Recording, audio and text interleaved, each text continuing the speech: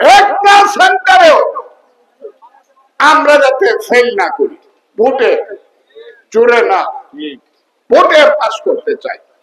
এবং এই এলাকায় আমি বেশি দিন থাকতে চাই না। পুরে আমাদের নেতা তারেক রহমান সাহেব এইখান থেকে আহ্বান আমি জানাচ্ছি, বাংলাদেশে যখন ইলেকশন শুরু হবে, যেই সব জামাতের বড় বড় লোকেরা বড় বড় কথা বলে, বিএনপিকে গালাগালি করে, আমাদের শহীদ প্রেসিডেন্ট জিয়াউর রহমানকে গালাগালি করে, দেশনেত্রী বেগম খালেদা জিয়াকে অসম্মান করে, আপনি তারেক রহমানকে যে বাজে কথা বলে স্লোগান দেয়, ওইগুলারে ঠিক করার লাগে আমার ওইখানে পাঠান। আমি এগুলো সব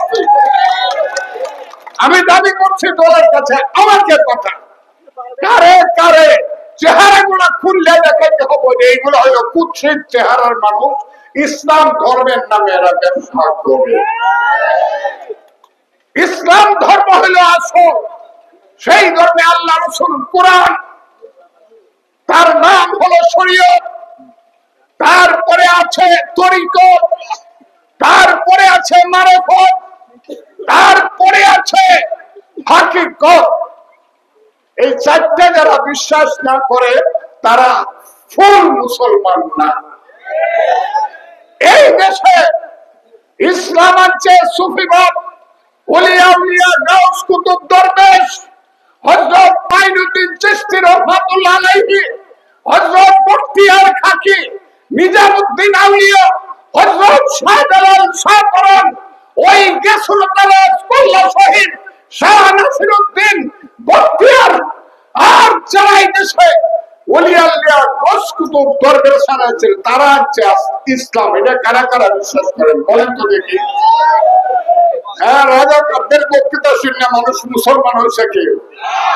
হ্যাঁ, ওদের কালকে 10,000 মানুষের লাগে নাকি আয়োজন করছিল, 200 মানুষ হয়েছে না। কারণ ফজলুর রহমানের এলাকায় রাজাকারের খবর আছে। কি ফজলুর রহমানের এলাকায় রাজাকারের খবর আছে? আমি যারা শহীদ জিয়াকে মুক্তিযোদ্ধা বলতে চান না, তারা মুক্তিযুদ্ধকে বিশ্বাস করেন না, যারা 71 সনে মায়ের সন্তান বাপের সামনে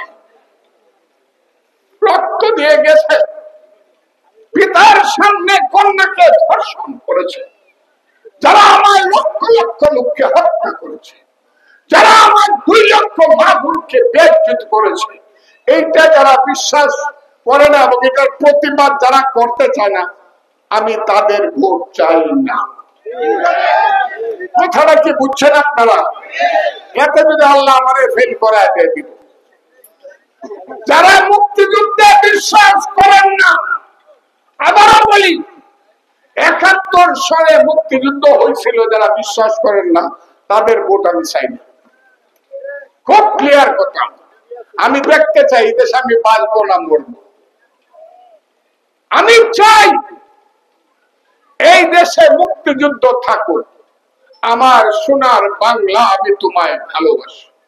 আমি চাই এই দেশে মহান ইসলাম থাকুক, যে ইসলামের মূল কথা হলো আল্লাহ, আল্লাহর রাসূল, আল্লাহর কোরআন। কথাটা ঠিক না বেঠিক?